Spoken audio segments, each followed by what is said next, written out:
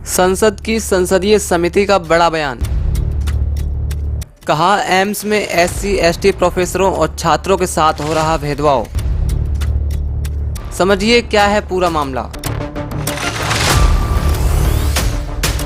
जी हां, संसद की एक समिति ने अखिल भारतीय आयुर्विज्ञान संस्थान यानी एम्स, दिल्ली अनुसूचित जाति और अनुसूचित जनजाति के डॉक्टरों की रेगुलर नियुक्ति में भेदभाव को लेकर सवाल उठाया है।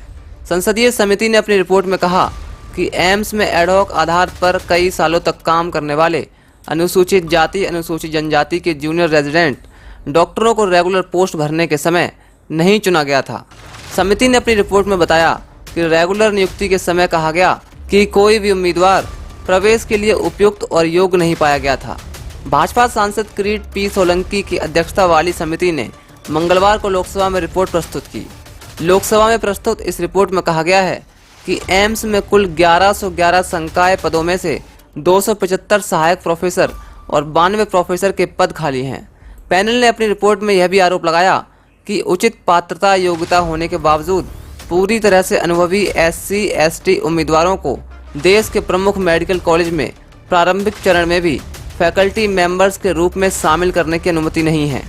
समिति ने मांग की है कि सभी मौजूदा रिक्त संकाय पदों को अगले 3 महीनों के भीतर भरा जाना चाहिए। स्वास्थ्य और परिवार कल्याण मंत्रालय से उसी समय सीमा के भीतर एक कार्य योजना मांगी गई है। पैनल ने कहा कि भविष्य में सभी मौजूदा रिक्त पदों को भरने के बाद अनुसूचित जाति अनुसूचित जनजाति के लिए आरक्षित किसी भी संकाय की सीट को किसी भी परिस्थिति में 6 महीने से अधिक समय तक खाली नहीं रखा जाएगा। समिति ने रिपोर्ट में आगे कहा कि सुपर स्पेशलिटी पाठ्यक्रमों में आरक्षण नहीं दिया जाता है, जिसके परिणाम स्वरूप अनुसूचित जातियों और अनुसूचित जनजातियों के उम्मीदवारों को अभूतपूर्व और अनुचित रूप से वंचित रखा जाता है तथा सुपर स्पेशलिटी क्षेत्रों में अनारक्षित संकाय सदस्यों का एकाधिकार होता है। उसने कहा, आरक्षण नीति को छात्र और संकाय स्तर पर सभी सुपर स्पेशलिटी क्षेत्रों में सख्ती से लागू किया जाना चाहिए ताकि वहां भी अनुसूचित जाति और अनुसूचित जनजाति संकाय सदस्यों की उपस्थिति सुनिश्चित हो। समिति ने आगे कहा कि अनुसूचित जाति और अनुसूचित जनजाति के डॉक्टरों एवं छात्रों को विदेश में विशेष प्रशिक्षण प्राप्त करने हेतु भेजने के लिए प्रभाव तंत्र स्थापित किया जाए ताकि सभी सुपर स्पेशलिटी क्षेत्रों में उनका पर्याप्त प्रतिनिधित्व स्पष्ट रूप से देखा जा सके। समूह ग के पदों यानी निचले पदों को नियमित रूप से भरे जाने के बदले आउटसोर्स संविदा पर रखे जाने को गरीबों को रोजी रोटी से वंचित करने के समान बताते हुए समिति ने कहा कि सफाई कर्मी, चालक, डाटा ऑपरेटर आदि जैसे गैर मुख्य क्षेत्रों में भी संविदात्मक आउटसोर्स नियुक्ति नहीं की जानी चाहिए। उसने कहा कि संविदा नियुक्ति की नीति इन ठेकेदारों के माध्यम से दलित वर्गों के शोषण की गुंजाइश पैदा करती है। इसलिए समिति सिफारिश करती है कि सरकार किसी भी वर्ग श्रेणी के वंचितों के इस तरह के शोषण को रोकने के लिए एक तंत्र विकसित करे।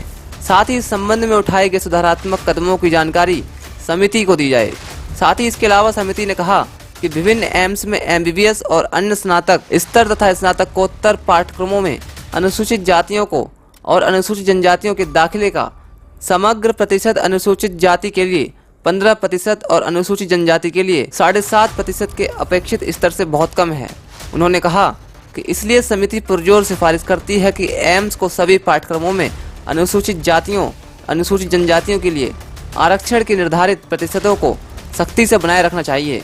समिति इस तथ्य पर न्याय संगत रूप से पुनः जोर देती है कि अनुसूचित जातियों और अनुसूचित जनजातियों के लिए और अधिक अवसर सुनिश्चित करने के लिए आरक्षण का प्रतिशत बनाए रखना अनिवार्य है।